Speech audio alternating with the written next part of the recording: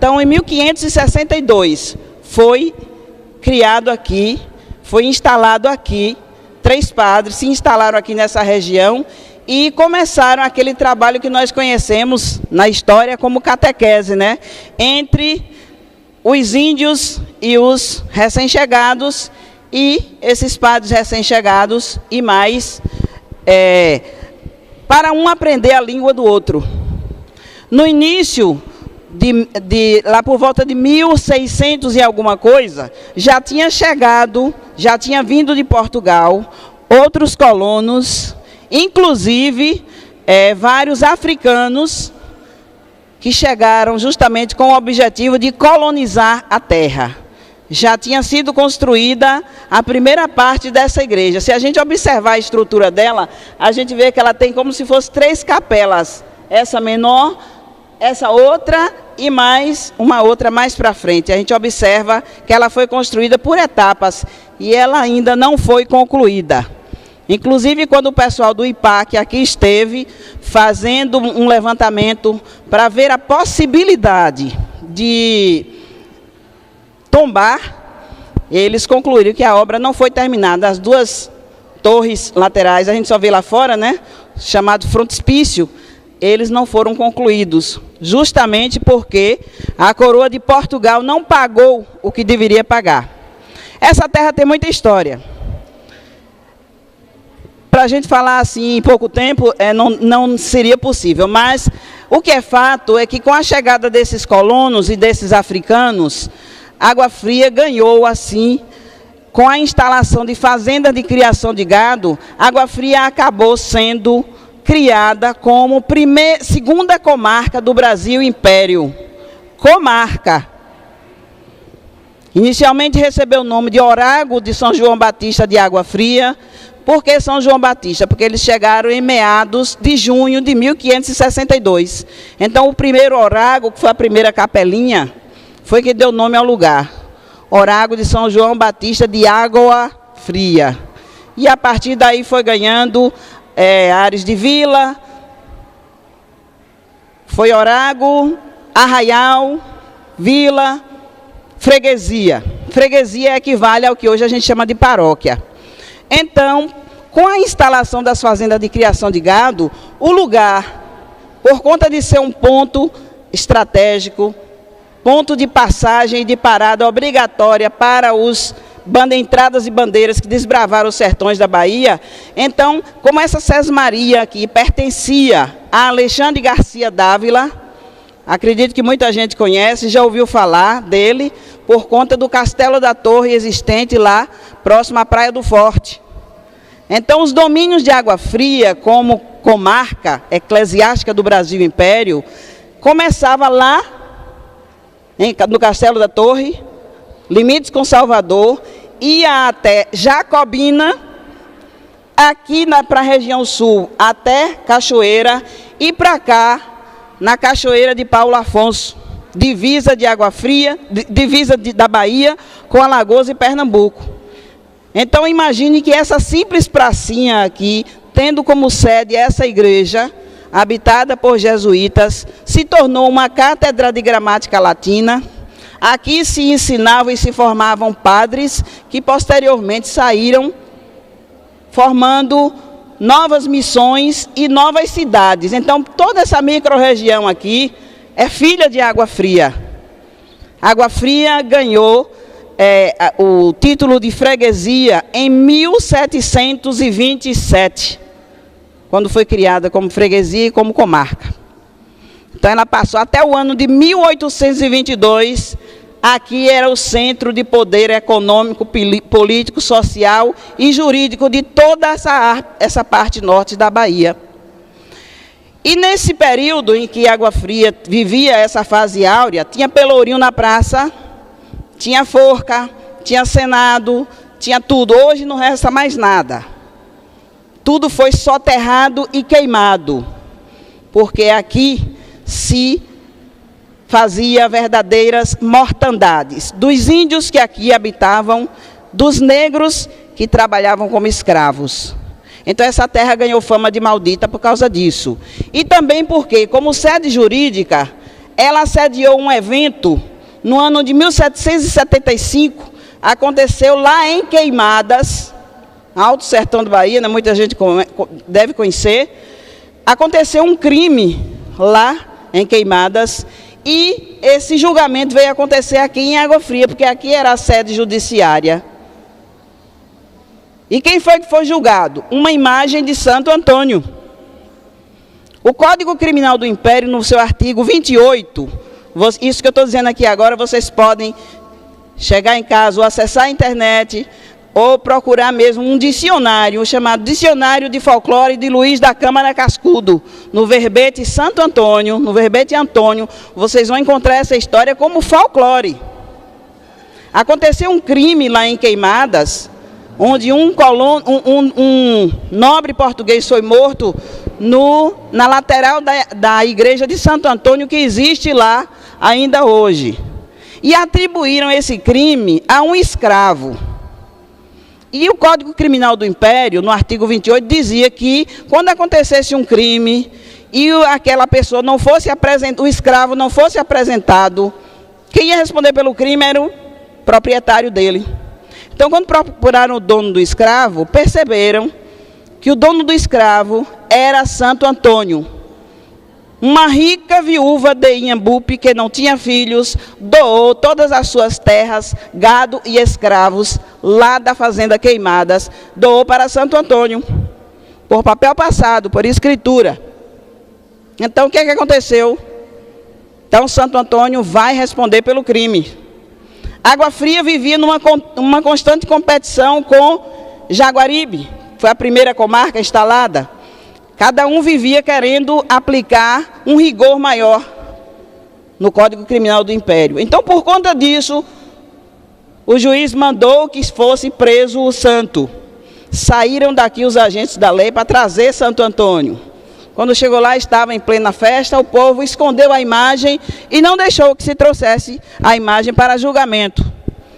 Veio uma contra-ordem, tem que ir 6 cavalos gordos, 6 soldados e 2 jumentos, inclusive um dos jumentos, com uma gaiola para o santo vir amarrado dentro dessa gaiola para não fugir e ficar preso para responder a júri.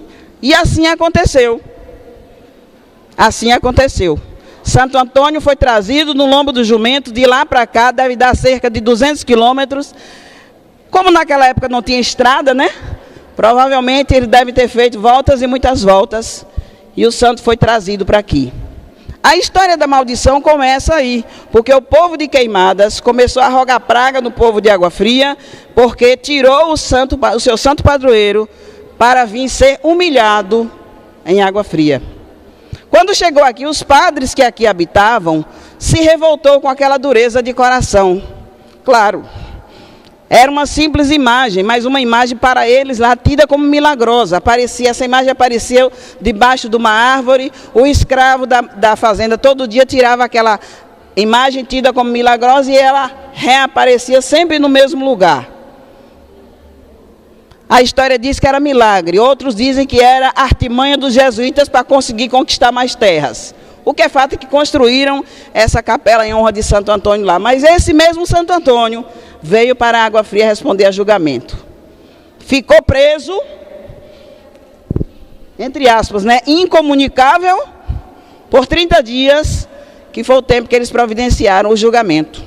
Como os padres na época se revoltaram, uma dessas janelas que tinha uma tribuna lateral, tipo aquelas que estão ali, mas foi retirada porque apodreceu, então Santo Antônio foi colocado, foi exposto, se construiu uma grade de ferro e se colocou ele aí, para todo mundo que passasse visse o rigor da lei que imperava em Água Fria.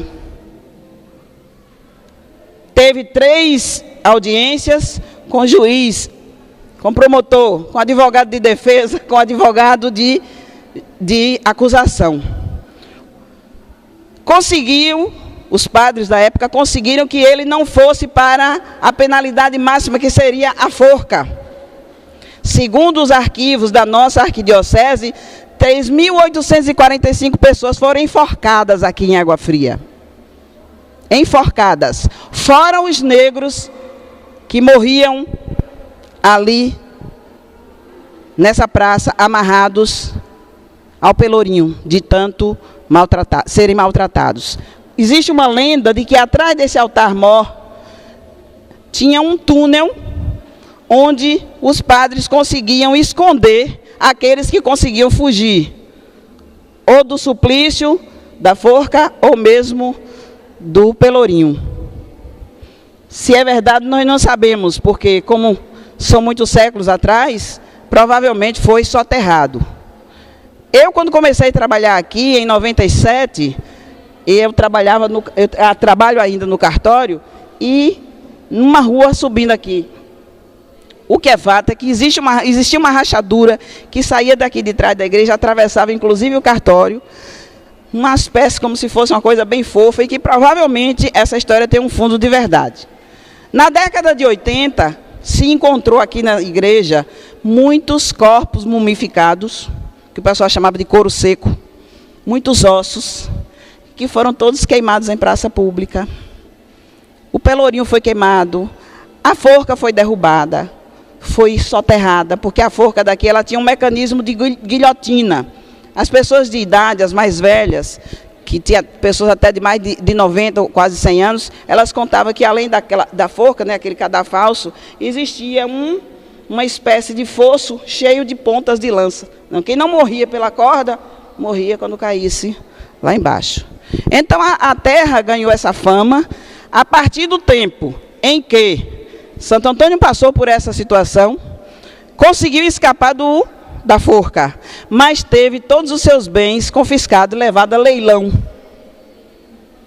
Vocês podem encontrar referências sobre isso lá na seção de livros raros da Biblioteca dos Barris e na Fundação Clemente Mariani, numas cartas de Tobias Barreto a Silvio Romero. Inclusive, ele cita o nome do juiz que proferiu a sentença, que, na verdade, quem assassinou o nobre português foi outro nobre português. Atribuíram o crime ao escravo para acobertar a coisa. Então, a corrupção no Brasil, é antiquíssima. Começa com a carta de Pero Vaz de Caminha, né? Quando Pero Vaz de Caminha, depois de descrever a terra maravilhosa que ele encontrou, pede então para que o rei de Portugal permita que o seu genro, que estava condenado e morava e vivia lá numa ilha, viesse para o Brasil. Infelizmente a nossa linhagem é essa, né? A gente descende desse povo. Então, por conta dessa situação toda, diz que os padres daqui foram embora sacudindo a poeira dos pés contra as pessoas. Consequentemente, o lugar começou a morrer. Começou a perder a sua condição de centro de civilização. Começou a perder todo o poderio social, econômico e jurídico que tinha.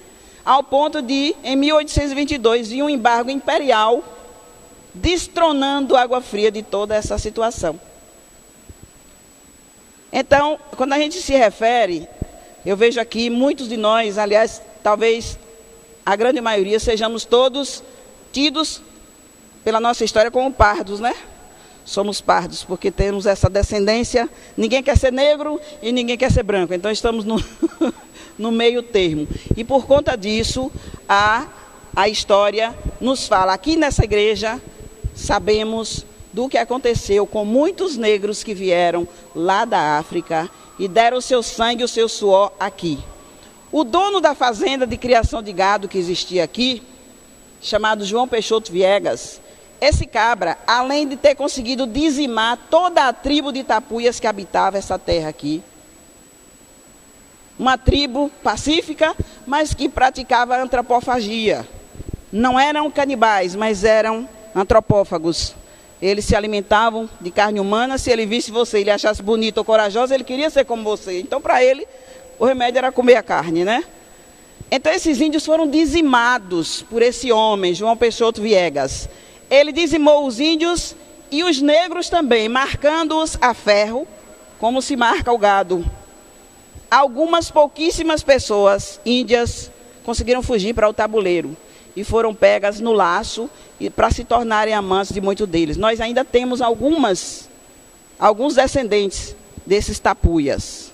E aqui nós temos duas comunidades quilombolas. Uma lá na região de Pataíba, chamada Curral de Fora, que teve o seu primeiro nome como Paramirim de Crioulo, que está sendo agora reconhecida como comunidade quilombola, e outra próximo daqui, numa localidade chamada Baixa da Mina. Aí você olha e diz assim, mina de quê? Mina de nitrato de potássio, que para o brasileiro não valia nada, que a gente não sabia nem o que era aquilo. Os habitantes da terra não sabiam o que era aquilo, mas é a matéria-prima da fabricação da pólvora. Para a Europa era a matéria-prima de todos os armamentos que eles fabricavam. Então, se extinguiu o que pôde. Se extraiu dessa terra e das regiões circunvizinhas de Jacobina para cá todo o ouro possível. Quando houve um terremoto em 1775, lá em Lisboa, Água Fria contribuiu com muito ouro, muito dinheiro naquela época. Então hoje você olha para a Água Fria e você diz assim, puxa, mas essa terra teve tudo e hoje não tem nada.